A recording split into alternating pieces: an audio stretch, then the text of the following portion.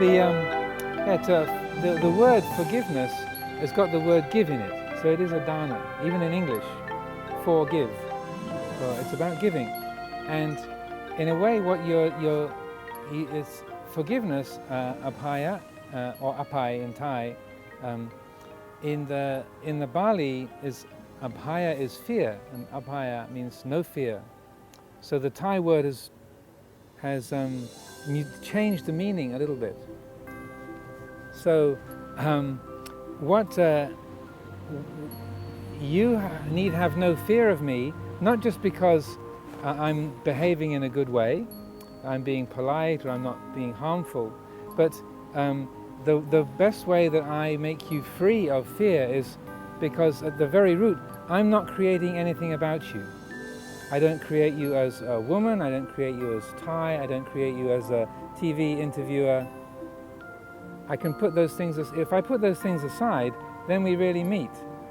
So many years ago when one of the Mechi at Wat Chitta Vivek was going to go home and visit her family, her parents were very upset about her being a nun. They didn't like the shaved heads, wouldn't let her in the house without a hat on. She had the saimok in the house. And so she was worried about her family, and then she wanted to help them or help them understand. And so she was a kind of a kihuang person as well, tending to worry.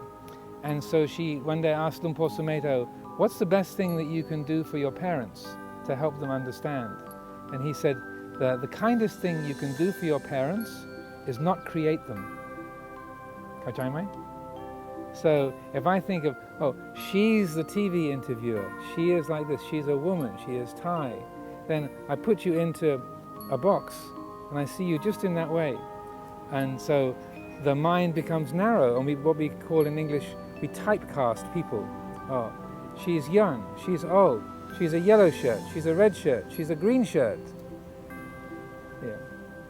So that we label each other, and then we just talk to the label that we create. So another aspect of abhayadana is to not create other people, to have not formed the mind about judgments in advance.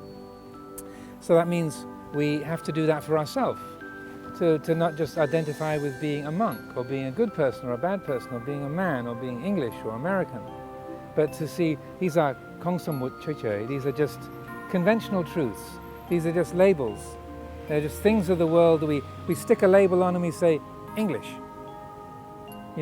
This body is not English.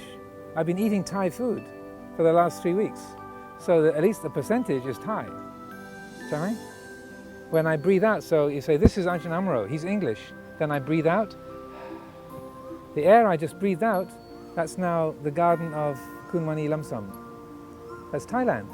I breathe in, and then the oxygen that was Thailand is now Ajahn Amaro. It's become English. These are kongsamut choy.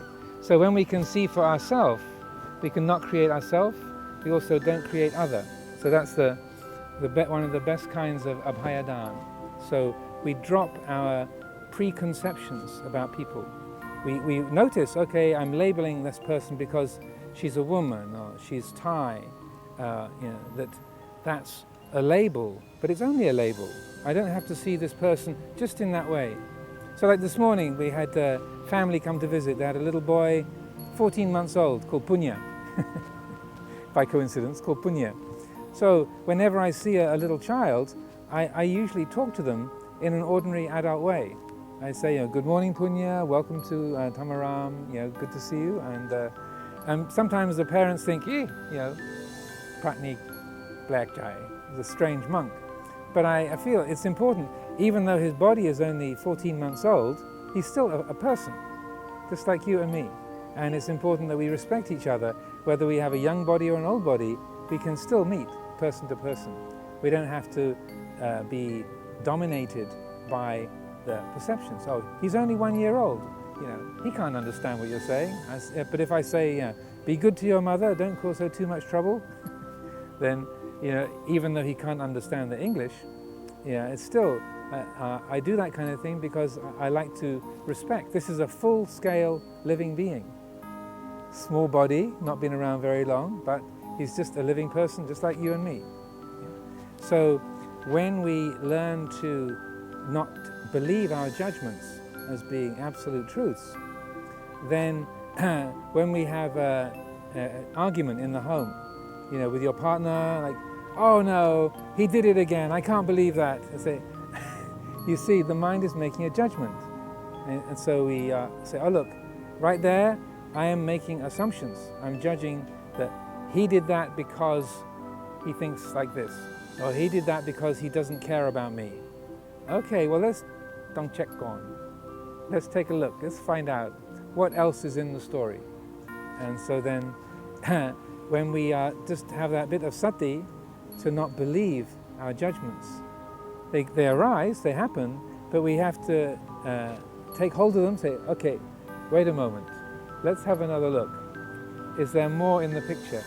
And then when we do that, if we develop that as a skill, then what we find is that we are much less drawn into arguments and difficulties. You are much more able to, say, appreciate other people's feelings, and that their point of view is not the same as your point of view.